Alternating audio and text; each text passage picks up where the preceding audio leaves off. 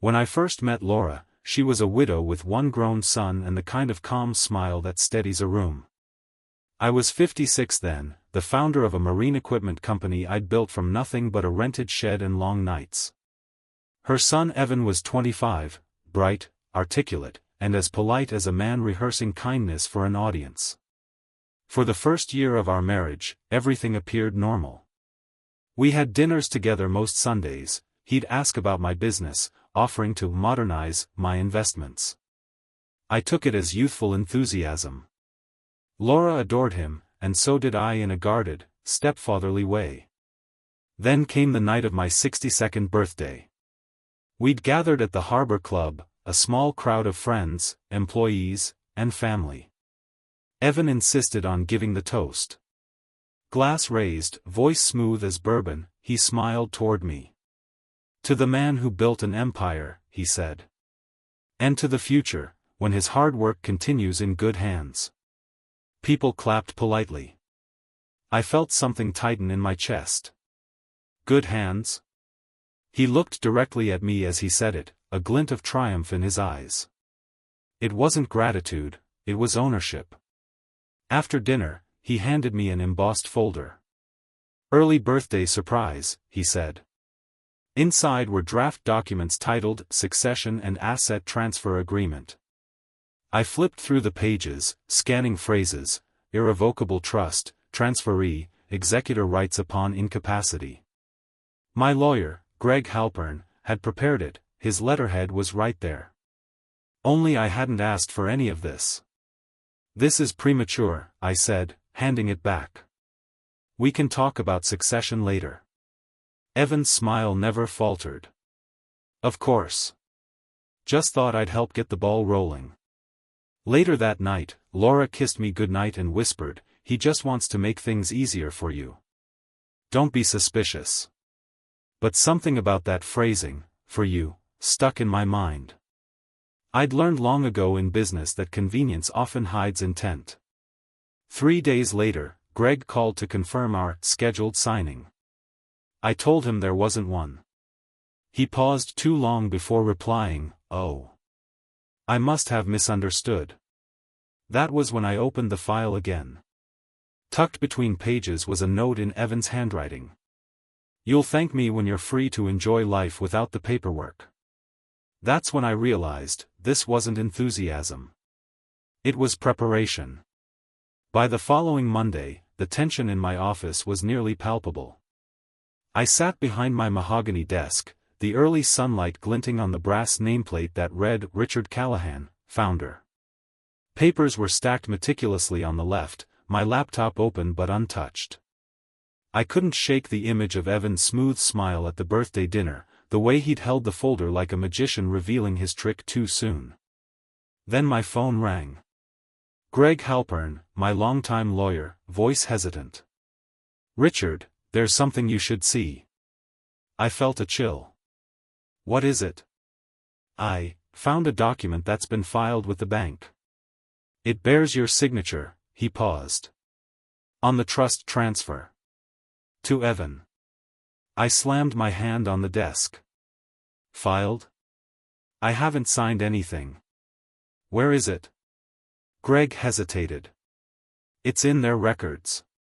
The bank emailed a copy, and it looks professionally done. Very convincing. I grabbed my coat. By the time I arrived at the bank, my mind was racing. The lobby was quiet, hushed in late morning sunlight. The bank manager, a woman named Clara Jensen, led me to a private office. She placed the folder on the table. There it was, my name, written precisely, dated last week. My signature, yet somehow not mine. The ink was perfect, the spacing uncanny. Did you ever see this? Clara asked gently. Never. Not until today. I felt the tight knot in my stomach growing heavier. How? That's what we want to know, she said. It came with a notarized affidavit, claiming you authorized the transfer. Everything seems authentic. I looked at Evan's handwriting at the bottom of the note. You'll thank me, the casual arrogance, the sense of entitlement, it all clicked. He hadn't just been ambitious, he'd plotted meticulously. He knew the right signatures, the right tone, even the right timing to avoid suspicion. Driving home, I kept replaying conversations, watching footage from home security in my mind, remembering each time he lingered near my desk, each curious question about my routines. Every interaction was a piece of preparation for the theft he intended. That night, I sat alone in my study, the brass-framed key to my private safe dangling from my fingers. That key had protected my most sensitive documents for years, and now I realized Evan must know it exists. Somehow, some way, he had to try. Laura knocked softly before entering. "You look tense," she said, voice quiet. "Is it the trust thing?" "I don't want to alarm you," I replied, choosing my words carefully. "But Evan may have crossed a line. We need to check every document, every account, and verify nothing has actually moved." She frowned but nodded. "I'll help however I can." The next morning, I called Greg. "I want a forensic handwriting analysis," I said firmly. "And every bank transaction in the last 3 months, flagged for anything Evan might have accessed." Greg hesitated. "It might be tricky. He hasn't done anything officially, yet. But if he's already forged a signature, then we'll catch him before he actually takes a cent." By late afternoon, the first red flags appeared, small wire transfers, slightly off from my usual accounts, routed through minor shell companies. Evan's signature didn't appear on these, but patterns matched what someone planning a future heist would prepare. I couldn't confront him yet, not publicly, not legally. This was a chess game. That night, I reviewed my safe again. The brass key gleamed under the lamp, a reminder that some security wasn't just about locks, it was about timing and patience. I resolved that Evan would learn just how carefully the old guard could counter the young pretender. By now you know the immediate facts. Evan's forged signature had been filed at the bank, and my lawyer Greg had called me with that dreadful pause in his voice. I'd spent the last week watching routine become a map someone could follow. The discovery of the fake affidavit changed the game from suspicion to accusation, but I couldn't accuse on instinct alone. I needed something that would stand under scrutiny. I hired Maya Lopez, a private investigator recommended by Clara at the bank. She was half my age, soft-spoken, with a face that suggested she'd learnt early to notice what others missed. "I don't need drama," she told me in her first message. "I need evidence that can go into a file." I liked the precision of that. She arrived 2 days later, leather case in hand, and asked only a few questions about routines, who had keys, and which employees trusted me. I gave her the brass key I kept on the chain around my neck, not because it opened anything she needed, but because it meant something to me and I wanted her to know that the ledger of my life had been small, deliberate, and personal. Maya moved faster than I expected. She traced the courier stamp on the affidavit. There was a faint code barely legible on the corner, and within a morning she'd found the office that used that routing. The courier company's manifest led to a notary in a neighboring town, someone named Stephen Calloway. Stephen's name sent a small, ironic chill through me. He was a public official who'd notarized dozens of documents for business people, the kind who made a living from the appearance of trust. Maya asked for CCTV footage from his office and paid for it. The file came with grainy frames but the actions were clear. The footage showed a man in a dark coat arriving at Calloway's office with a thick folder. The man spoke briefly to the notary, signed something, and left. The notary stamped the document, annealed the corner, and slid it into an envelope. It wasn't high drama, just a routine transaction, but the sequence matched the bank's timestamp for the affidavit submission. Maya enhanced the frames and froze a face on one shot, Evan's jawline, the slope of his nose, the exact angle he favored when he smiled. I felt something cold unclench in my chest. It was tangible now. He'd been inside Calloway's office. But the main break came when Maya searched Evan's apartment with a warrant Greg had arranged quietly while we worked. She found a small flash drive tucked into a paperback, a tired spy novel, not the kind his friends would expect him to read. The drive contained PDF scans, multiple samples of my signature, copies of old letters, and a folder labeled Trust Documents, Ready. There was an email chain too, a sequence of messages between an address under Evan's name and an obscure mailbox at a shell company. One message contained a high-resolution scan of my signature and a note, "Need clean copy for the bank." The date matched the filing. When Maya handed me the drive in my study, I felt both vindicated and sick. Evidence is a strange thing, simultaneously liberating and damaging. The proofs sat on my palm like cold coins. Later, she told me about Calloway's story. He'd been short on money, she'd found bank statements with unexplained deposits, and one transaction linked back to a small consulting firm registered under a name I didn't recognize. Maya traced that firm to a mailbox that, surprisingly, also received packages under Evan's alias at a rented storage unit. He'd built a quiet infrastructure for fraud, not a brazen smash and grab, but a series of small, plausible lies stitched into a single garment. That evening, Laura stopped by the study unannounced. I put the drive away before she could see it. I didn't want her to see evidence until I knew how she'd react. She kissed my forehead, like she always did when she wanted to reassure both of us. "You're more tired than you let on," she said. I wanted to tell her everything, about the footage, the flash drive, the notary, but I also needed to protect her from panic. Instead I said, "I'm fine. I've got people looking into it." She nodded, but there was a new tension in her eyes, a question forming: do I choose my son or my husband? I spent a long time awake that night, thinking about the brass key on my dresser. Keys are symbols, they're also blunt instruments of privacy. I had underestimated how someone close enough to touch my routines could use that intimacy against me. Maya's evidence proved two things: Evan had access to professionals willing to falsify reality for payment, and he had the audacity to orchestrate that falsification on home turf. There were costs to collecting proof. I could feel them in the way Laura's conversation with me had gone quiet, in Greg's calls becoming shorter and more guarded. People close to the scheme were reacting in ways that would matter later. For now, I had what I wanted, a path forward made of names, timestamps, and pixels. I also had a choice: how loudly to move, and when to reveal what I knew. The next morning, I drove to Greg's office, the early sunlight cutting across the harbor like a blade.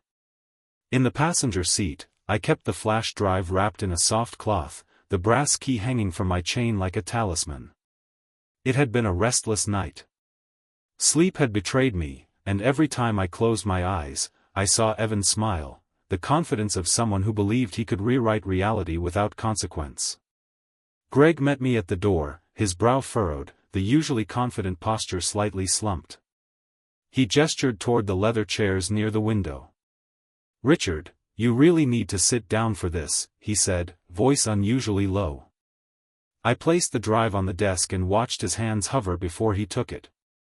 The way he examined it, the USB itself, the contents, the timestamps, was meticulous. Then he froze. Not a pause of uncertainty, but of disbelief. This is undeniable," he whispered. "Evan, your stepson forged signatures, contacted a notary, routed transactions, and kept digital copies of everything. This isn't theory. This is deliberate preparation for theft." I let out a slow breath, the muscles in my jaw loosening for the first time in days. "I know. I suspected, but now it's clear. Every step, every subtle question he asked me about business routines, this was all practice. He planned to steal $10 million. Greg leaned back, running a hand through his thinning hair. "Richard, you have to understand what this means legally. Even with evidence, confronting him directly could backfire. A civil case could drag on, and criminal charges, you'd need airtight proof." "I have it," I said. "The drive. The notary footage. The bank filings. We catch him before he touches a single cent. But I don't want it to explode yet. Not until I'm ready. Greg studied me. You want a controlled reveal? Yes. I want him to walk into the trap believing he's still in control. He nodded, a rare smile tugging at his lips. That's careful. Precise. Risky, but it could work. We spent hours drawing the outline. Greg made lists of everything: Evan's known contacts, the chain of forged documents, the storage unit, every account he had touched, even innocuous ones to see how far he had snooped. He suggested subtle surveillance of his movements, calls recorded by consent when possible, all under the guise of routine. By late afternoon, I returned home, tired but focused. Laura greeted me at the door. Her question was simple: is everything okay? I smiled, a careful, measured smile. Everything's fine. Just business as usual. Inside, I felt the first rush of control since discovering the scheme. I knew where every digital breadcrumb led. I knew what he thought was hidden. And I had Greg, a lawyer who, despite his earlier hesitation, now understood that this wasn't just about money, it was about principle. That evening, I reviewed the flash drive again, looking at Evan's notes, meticulously organized, almost gleeful, as though he'd already imagined himself stepping into my office with a signed transfer in hand. The arrogance was staggering. But arrogance is also predictable. He would follow the breadcrumbs. He would take the bait if I said it right. By midweek, I had begun the careful orchestration of what I called the exposure. It was less a trap in the dramatic sense and more a sequence of controlled pressures designed to make Evan reveal his hand. Every element had to feel natural, ordinary even, so he wouldn't suspect that I had anticipated every possible move. First, I implemented minor operational changes at the company. Transfers that Evan had once suggested simplify bookkeeping were paused. Certain digital portals he'd been curious about were temporarily restricted. I had Greg draft new access protocols, giving me administrative control without tipping off Evan. He had always been clever, but cleverness can breed impatience. Predictable impatience is easy to manipulate. Then, I created the first breadcrumb. I printed a copy of the forged affidavit and left it in my office, casually visible on my desk. On the top, I wrote a note in my own hand. Evan, this copy is from last week. I want to review with you Friday. I didn't call him or mention it to Laura. I wanted him to discover it on his own, like a fox finding a trail laid by a hunter. The minute I saw his gaze linger on the document during his next casual visit, his eyes scanning, pausing at the forged signature, I knew he had taken the bait. Next came the soft surveillance. Greg and I had installed unobtrusive cameras in the home office and common areas. Not for paranoia, but to track interaction without alerting him.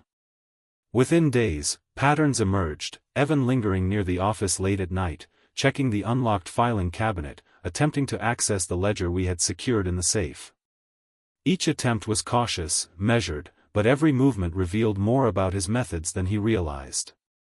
One evening, I caught him reviewing the flash drive he thought I hadn't found. He was careful, scanning for digital footprints, muttering about encryption he hadn't fully mastered. I waited, listening from the staircase above. The thrill of discovery, the audacity of it, was almost tangible. He had fully convinced himself that he was untouchable. That arrogance would be his undoing. Laura noticed the tension before I did. "Richard, you've been quieter than usual," she said, her voice tentative. "Are you worried about Evan?" I hesitated. How much to reveal? "I'm just monitoring things," I said finally. "I want to be careful. He's ambitious, and ambition sometimes outpaces judgment." Her eyes narrowed slightly, suspicion forming but unspoken. "I just hope you don't overthink this." I smiled, but it was a measured smile, heavy with intent. I had overthought, yes, but purposefully so. Everything was planned down to the second. Evan wouldn't notice the timing, the placement of documents, or the subtle clues I left about the bank's compliance team reviewing activity logs. He was convinced that the world bent toward him. The reality was that he had stepped onto a stage set entirely by me. The true test came on Thursday night.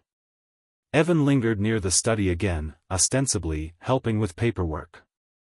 I noticed him fiddling with the office door, checking if it locked correctly. I had ensured that the brass key he assumed could grant access did nothing on the actual safe. It was a decoy. His frustration was visible, subtle twitching at his jaw, tapping of his fingers. Each minute, I stayed upstairs, listening, letting him take the next step.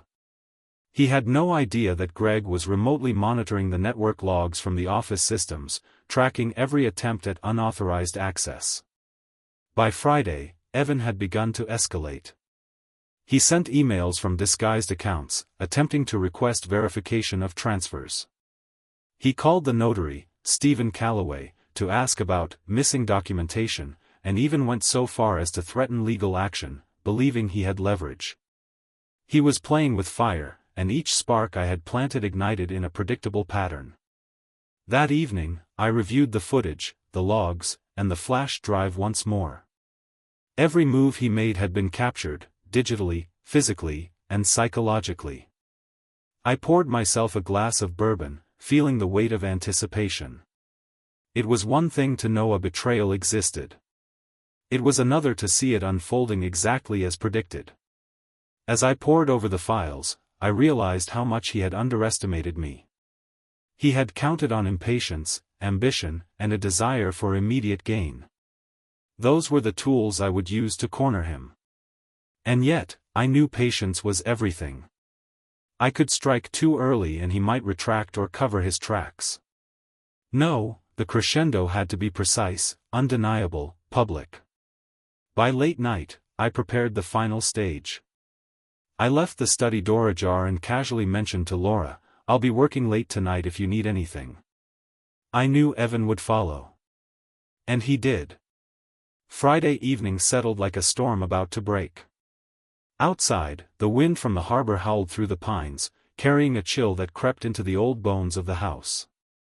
Inside, I dimmed the lights in my study, left my desk lamp glowing faintly over the ledgers, and waited. The digital clock on the corner of my desk read 11:42 p.m. when I heard the faint creak of the upstairs floorboards. Evan's footsteps, light, cautious, deliberate, descended the staircase. I didn't move. Instead, I watched the monitor on my desk, a split-screen view from the hidden cameras Greg had installed earlier that week. There he was, my stepson. Evan, in his crisp shirt, sleeves rolled, face lit by the soft amber glow of the desk lamp. His expression was calm, too calm. He looked like a man stepping into destiny, not realizing he was walking straight into judgment. He glanced around the room once, twice, then moved to the desk. From his pocket, he withdrew the same brass key I had left him to find. He slid it into the lock of the old safe beneath the window, my decoy safe. It clicked, but didn't open. He frowned. Tried again. Same result. I watched as he swore under his breath, then turned his attention to my laptop. He opened it, confident, quick fingers moving over the keys. But what he didn't know was that the system he was accessing wasn't the real company database. It was a mirror system Greg and I had designed, a digital reflection, identical in appearance, but with every keystroke recorded, every attempt tracked. He navigated to the banking interface, began typing access codes. I could almost admire the precision, almost. But admiration has limits. My patience did not. I stepped out from the shadows. Looking for something, Evan? He froze. Slowly, he turned, his face half-lit by the monitor's glow.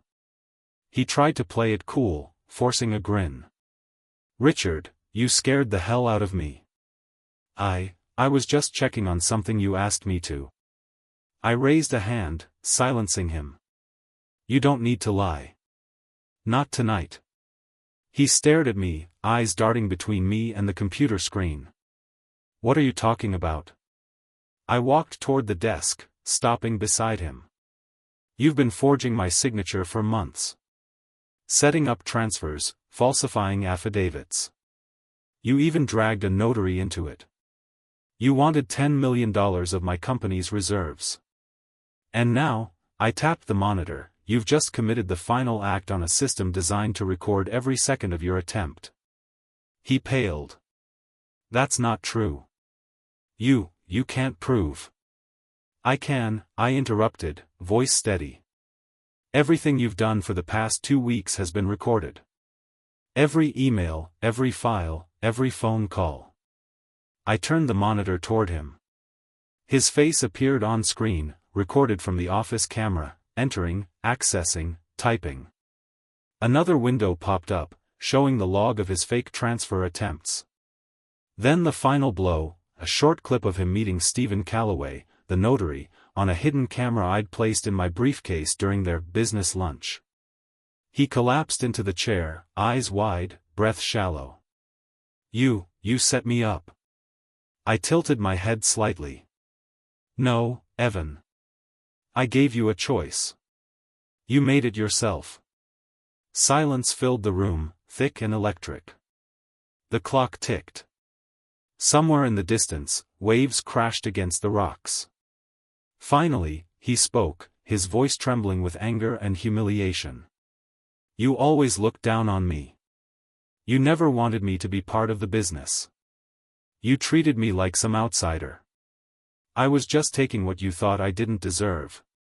And now, I said softly, you've proven exactly why you never did. I slid a folder across the desk. Inside were printed copies of the forged documents, the digital evidence, and the legal statement Greg had prepared in advance. You have 2 options, I continued. Sign this confession and walk away. You'll avoid prison, but you'll never work in finance again. Or I can turn all this over to the authorities tonight. They'll be waiting at your apartment by morning. He looked up at me, hatred and fear warring in his eyes.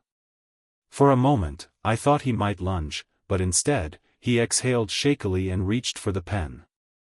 His hand trembled as he signed the confession, every stroke of the pen like a slow surrender. When he was done, I took the document, slid it into my briefcase, and stood. You can stay here tonight, I said coldly.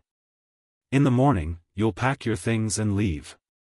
Laura doesn't need to see this, yet. He looked at me then, broken, pride shattered, arrogance stripped bare. You think this is over, he whispered. You think you've won? I gave a small, bitter smile. No, Evan. This isn't about winning. It's about ending something that never should have begun. I left him there, alone in the half-lit office, the sound of the wind and his own shallow breathing filling the silence. Upstairs, Laura stirred in her sleep. I stood by the window, staring into the blackness beyond the glass, and for the first time in months, I felt stillness. He had been caught, cornered, humiliated, but I knew people like Evan rarely accepted defeat quietly. This was only the calm before the next storm. Saturday morning arrived overcast and damp, the kind of gray that pressed down on rooftops and the harbor alike. I had spent the night in my study, reviewing every piece of evidence once more, preparing for what I knew would be a delicate conversation. It wasn't enough that Evan had been caught in the act, I had to ensure that Laura understood the extent of his deception, without letting her grief or shock cloud the decisions ahead. I found her in the kitchen, quietly brewing coffee. She glanced up as I entered, concern already visible in her eyes. Richard, is everything okay? I thought I heard voices late last night. I sighed and poured myself a cup. It's time you know the truth about Evan, I said, careful to keep my tone even. He's been forging signatures, attempting to access the company's accounts, even involving a notary in the process. He tried to steal $10 million. Laura froze. Her hands gripped the edge of the counter, knuckles white. What are you saying? My son? Yes, I said simply. He made a choice, and I have the evidence. Cameras, emails, logs, everything. I slid the folder across the counter toward her.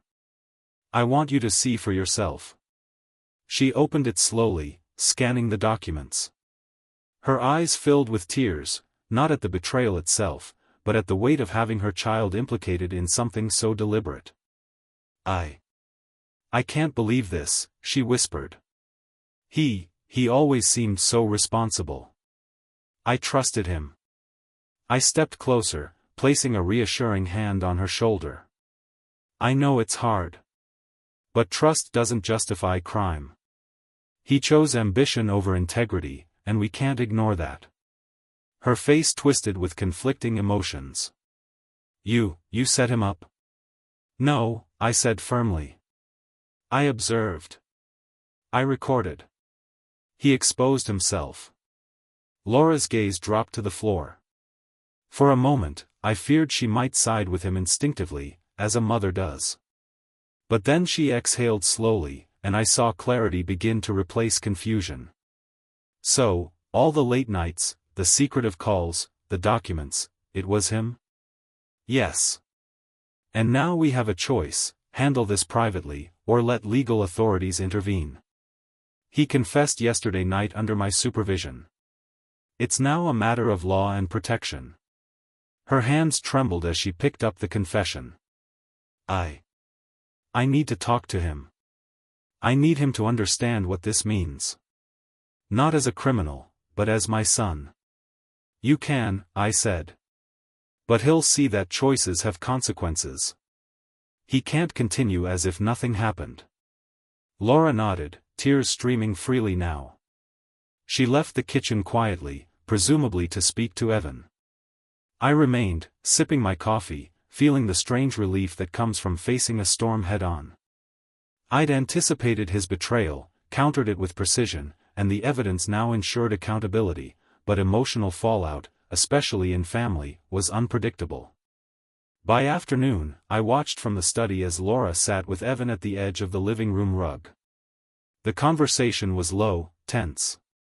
I couldn't hear the words, but the body language was telling. Evan sat rigid, head bowed. Laura's posture, though upset, was steady, a mixture of sorrow and determination. I reflected on the brass key still in my pocket. That key had always symbolized access, both to my private affairs and to understanding. In a sense, it had opened a door not just to the house, but to truth. Tonight, Evan would leave that room aware that the trust he had taken for granted was no longer his to manipulate. By evening, he had packed a small bag, avoiding eye contact with me as he walked past. Laura had spoken firmly about boundaries, restitution, and the impossibility of ignoring his actions. He didn't resist. The humiliation was palpable, the lesson etched deep. I stayed on the porch, watching him drive away. The harbor air was sharp, carrying a scent of salt and pine. It was over, for now. Evan's ambition had collided with reality, and though he had survived the ordeal, he had learned that cunning alone cannot substitute for character. The week following Evan's departure was eerily still. Laura and I returned to a sense of normalcy, though the shadows of betrayal lingered. The company's operations resumed smoothly, the mirrored system we had used to catch Evan permanently decommissioned, replaced by fortified security protocols. Greg oversaw the legal closure, filing the confession with authorities but ensuring no unnecessary public scandal. In the world of finance, discretion often carries as much weight as justice. The brass key, now resting in a small box in my study, seemed heavier somehow, not with guilt, but with lessons hard-earned. It had protected not just my assets, but my family from a theft born of entitlement and arrogance. I often held it in my hand, feeling the cool metal as a reminder that trust must be earned, vigilance maintained, and patience exercised. Laura remained quiet, contemplative, as we reviewed Evan's actions together. She acknowledged the heartbreak of holding a son accountable, the difficulty of facing both maternal love and moral obligation. He needed to learn consequences, she said softly, looking out at the harbor. And we needed to protect what we built, together. I had thought long ago that money was the most valuable asset one could accumulate. Now I knew that character, foresight, and measured action outweighed it entirely. Evan had been clever, meticulous even, but he had underestimated the weight of decades of experience, the subtle patterns of human behavior, and the loyalty of those who stood with me. Weeks later, the authorities closed the case. Evan faced restitution obligations and probation, the confession binding him to accountability. No jail time, because Greg had skillfully structured the legal pathway to emphasize reform over punishment. It was a resolution that delivered both justice and dignity. In the quiet of my office one evening, I glanced at the ledger I had kept for years. $10 million, my company, my life's work, all intact. More importantly, a lesson carved deep into family memory: deception cannot thrive when foresight and patience intersect. Laura joined me, holding 2 mugs of tea. "Do you think we're really done?" she asked. I smiled gently. "Done isn't the word. We've learned. He's learned. And now, we can move forward without fear of shortcuts or betrayal. That's as close to done as life gets." Outside, the harbor reflected the twilight, silver waves catching the last light of the day. I felt the calm satisfaction of justice, controlled, precise, and without unnecessary destruction. Evan had tried to take what wasn't his, but in the end, the measure of foresight and integrity had ensured he could not succeed. The brass key rested in my hand one last time. A symbol of what had been protected, a reminder that true authority is earned not just through wealth, but through vigilance, patience, and moral certainty. Epilogue: months later, Laura and I would often stroll the harbor, the echoes of the past quiet but never forgotten. Evan's absence was a reminder of the fragility of trust and the necessity of accountability. The house felt lighter, not because betrayal was gone, but because lessons were learned, and justice, silent but absolute, had been delivered. Author's note: this story demonstrates that justice doesn't need to be violent to be effective. Evan's greed and deceit were countered with strategy, patience, and evidence, ensuring consequences were both fair and lasting. It highlights the importance of foresight in protecting both assets and relationships, and how accountability can teach hard lessons without destroying lives. In the end, integrity and careful planning triumphed over ambition and entitlement.